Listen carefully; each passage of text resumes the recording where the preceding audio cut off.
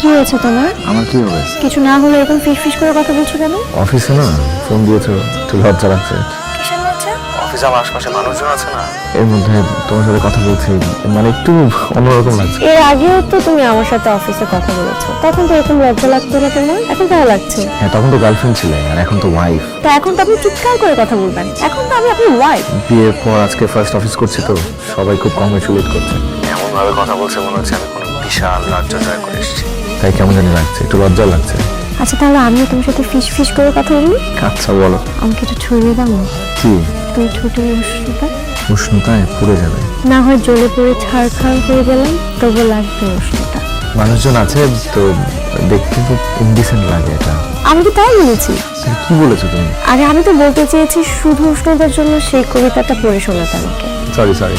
Sorry না, actually তুমি ঠিক আছো, তুমি যা ভেবেছো আমি তাই বলতে চেয়েছি।